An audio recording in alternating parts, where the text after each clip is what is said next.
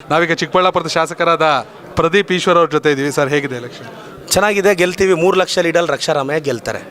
ಆವತ್ತು ನನ್ನ ಎಲೆಕ್ಷನಲ್ಲಿ ಅದೇ ಹೇಳಿದ್ದೆ, ಬೇರೆಯವರು ಹೇಳದೆ ಕೆಲಸ ಮಾಡ್ತಾರಣ್ಣ, ನಮಗೆ ಹೇಳಿ ಪ್ರೂವ್ ಮಾಡ್ಕೊಳ್ಳೋದು ನಮ್ಮ ಕೆಪಾಸಿಟಿ.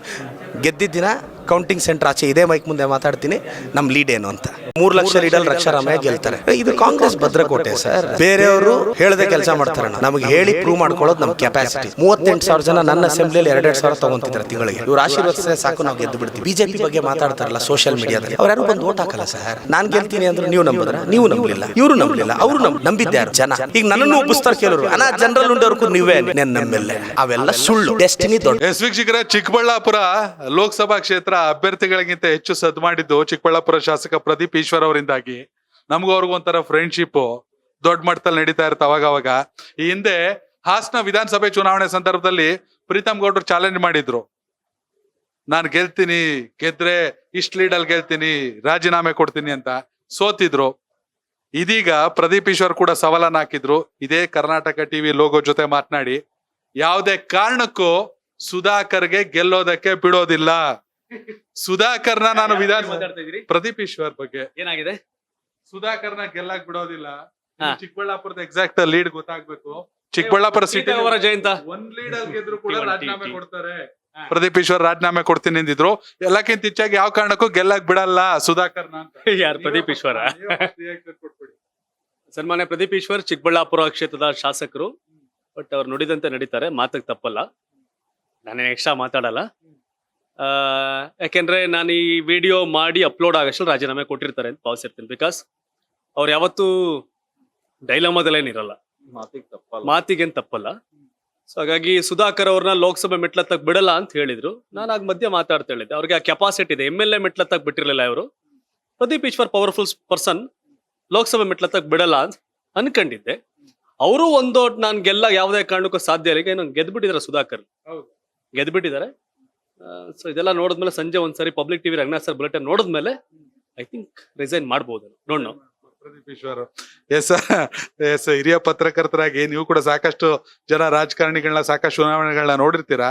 ಪ್ರದೀಪ್ ಈಶ್ವರ್ ಏನ್ ಮಾಡಿದ್ರು ವಿಧಾನಸಭಾ ಚುನಾವಣೆಯಲ್ಲಿ ಅದು ಹಿಸ್ಟ್ರಿ. ಖಂಡಿತವಾಗ್ಲೂ ಅಲ್ಲಿ ಯಾವುದೇ ವಿಚಾರದಲ್ಲಿ ಅಂಡರ್ ಎಸ್ಟಿಮೇಟ್ ಮಾಡೋಂಗಿಲ್ಲ. ಆದ್ರೆ ಆ ನಂತರದಲ್ಲಿ ಲೋಕಸಭೆ ಚುನಾವಣೆ ಸಂದರ್ಭದಲ್ಲಿ ಅವ್ರು ಕೊಟ್ಟಂತ ಹೇಳಿಕೆಗಳು, ಅಥವಾ ನಾನು ರಾಜೀನಾಮೆ ಕೊಡ್ತೀನಿ, ಅವ್ರು ಹೇಳಿದ್ರು ಚಿಕ್ಕಬಳ್ಳಾಪುರದಲ್ಲಿ ಅಂದ್ರೆ ಅವರ ಕಾನ್ಸ್ಟಿಟ್ಯೂನ್ಸಿಲಿ ಒಂದೇ ಒಂದು ಲೀಡ್ ಹೆಚ್ಚಾಗಿ ಬಿಜೆಪಿಗೆ ಬಂದ್ರು ರಾಜೀನಾಮೆ ಕೊಡ್ತೀನಿ ಅಂತ. ಎಕ್ಸಾಕ್ಟ್ ಸ್ಟಾಟ್ಸ್ ಇನ್ನೂ ಬರಬೇಕು. ಜೊತೆಯಲ್ಲಿ ಅದಕ್ಕಿಂತ ಮುಂಚೆ ಹೇಳಿದ್ರೆ ಯಾವ ಕಾರಣಕ್ಕೂ ಲೋಕಸಭೆ ಮೆಟ್ಲನ್ನ ಹತ್ತಕ್ ಬಿಡಲ್ಲ, ಗೆಲ್ಲಕ್ ಬಿಡಲ್ಲ ಸುಧಾಕರ್ಗೆ. ಆಕ್ಚುಲಿ ಚಿಕ್ಕಬಳ್ಳಾಪುರ ಕ್ಷೇತ್ರ ಜನ ಡೈಲಾಗ್ಗೆ ತುಂಬಾ ಮಾರು ಹೋಗ್ಬಿಡ್ತಾರೆ. ನನಗೆ ಹಂಗ ಅನ್ಸ್ತಾ ಇದೆ. ಎಸ್ ತೆಲುಗು, ಯಾಕಂದ್ರೆ ಅಲ್ಲೆಲ್ಲ ಮಾಸ್ ಆಡಿಯನ್ಸ್ ಇರೋದು. ಹಂಗಾಗಿ ತೆಲುಗು ಡೈಲಾಗ್ ಹೊಡೆದು ಅವ್ರು ಪಾಪ ಹೇಗೋ ಒಂದ್ ಗೆದ್ರು. ಬಟ್ ಗೆದ್ದಾದ್ಮೇಲೆ ಅನ್ಸ್ತು ಅವ್ರಿಗೆ, ಇದು ಸಿನಿಮಾನ ಅಂತ ಅನ್ಸ್ತು. ಸಿನಿಮಾ 2 hours ಬಿಟ್ಮೇಲೆ ಹೆಂಗ್ ಅನ್ಸುತ್ತೆ ಹೇಳಿ, ಇಷ್ಟೇನಾ ಅಂತ ಅನ್ಸ್ಬಿಡುತ್ತಲ್ಲ. ಈಗ ಆ ಕ್ಷೇತ್ರ ಜನಕ್ಕೆ ಒಂದು ಏನೋ ಒಂದು ಪಾಪ ಪ್ರಜ್ಞೆ ಕಾಡ್ತಾ ಇತ್ತು. ಹೊರಗ್ ಬಂದಂಗೆ ಆ ಗುಂಗಿತ್ತು, ಆ ಗುಂಗಿಂದ ಹೊರಗ್ ಬಂದ್ರು. ಸೊ ಈಗ ರಾಜಕೀಯ ಅನ್ನೋದೇ ಒಂದು ದೊಂಬರಾಟ.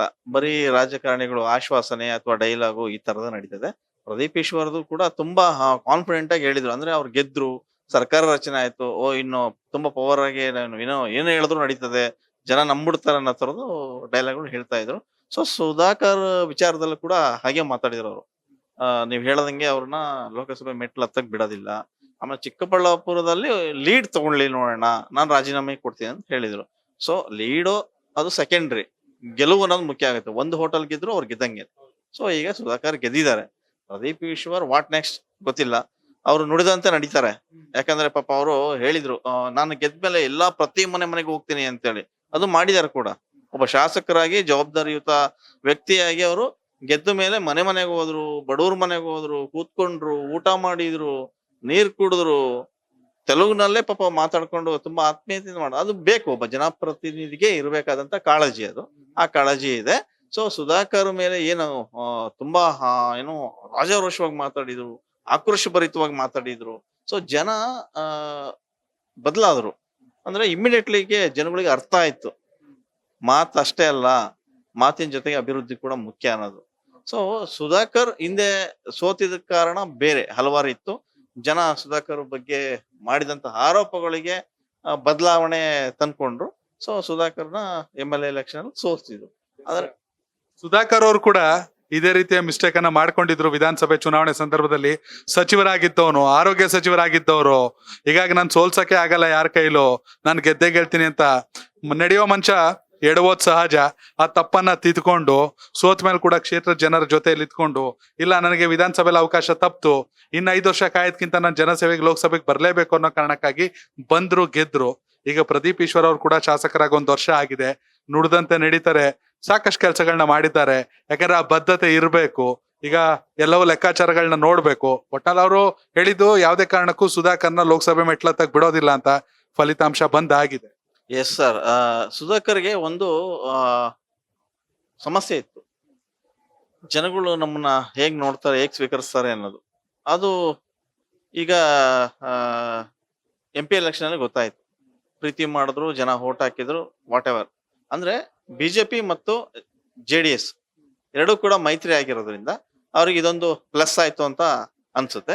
ಆಮೇಲೆ ಸುಧಾಕರ್ಗೆ ಈ ಮೂಲಕ ಅಂದ್ರೆ MP ಎಲೆಕ್ಷನ್ ಮೂಲಕ ಗೆಲುವು ಸಾಧಿಸೋದ್ರ ಜೊತೆಗೆ ಒಂದು ಏನು ಅವರ ಸೇಡನ್ನ ತೀರ್ಸ್ಕೊಂಡ್ರು ಅಂತ ನಾನು ಹೇಳಕ್ ಇಷ್ಟಪಡ್ತೀನಿ. ಎಸ್ ವೀಕ್ಷಕರೇ, ಎನಿವೆ ಈ ವಿಡಿಯೋನ ನೋಡ್ತಿರೋ ಚಿಕ್ಕಬಳ್ಳಾಪುರದ ಮತದಾರರು ನಿಮ್ ಫಲಿತಾಂಶದ ಬಗ್ಗೆ ಕಾಮೆಂಟ್ ಮೂಲಕ ತಿಳಿಸಿ. ಅಲ್ಲದೆ ನಿಮ್ಮ ಚಿಕ್ಕಬಳ್ಳಾಪುರ ನಗರ ಕ್ಷೇತ್ರದ ಶಾಸಕರೇ ಇದ್ರು ಗೆಲ್ಸೋಕ್ ಬಿಡೋದಿಲ್ಲ ಅಂತ ಸುಧಾಕರ್ ಅವ್ರು ಗೆದ್ದಿದ್ದಾರೆ. ಪ್ರದೀಪ್ ಈಶ್ವರ್ ಅವರ ಆಡಳಿತ, ಕಳೆದ 1 ವರ್ಷದ ಆಡಳಿತದ ಬಗ್ಗೆ ಕೂಡ ನಿಮ್ಮ ಅಭಿಪ್ರಾಯನ ಕಾಮೆಂಟ್ ಮಾಡಿ. ಧನ್ಯವಾದಗಳು.